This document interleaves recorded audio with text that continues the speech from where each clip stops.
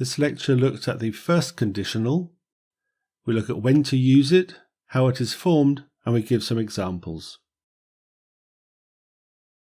So we use the first conditional to refer to possible or probable conditions and their likely results, and they're often used to give promises or warnings.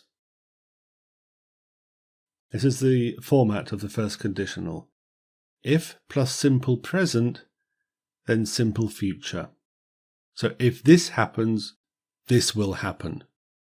And as with all conditionals, the main and if clauses are not fixed and they can be swapped, but please pay attention to pronouns and punctuation.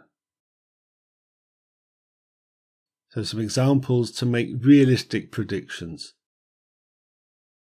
If you drop the glass, it will break. Now this is fairly clear. Normally you drop a glass, it lands on the hard floor and shatters. If my team loses, I will be angry. Well, if my team loses, they might lose, they might win. But if they do lose, which seems an option, I won't be happy. And the last in this group, if it rains tomorrow, I will take an umbrella. Well, it's quite likely that it might rain tomorrow, and if it does, I'll take an umbrella with me.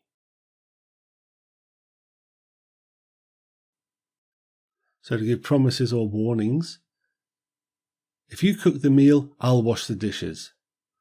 So that's sort of like a promise, you know. You do the work beforehand, I'll do the work afterwards.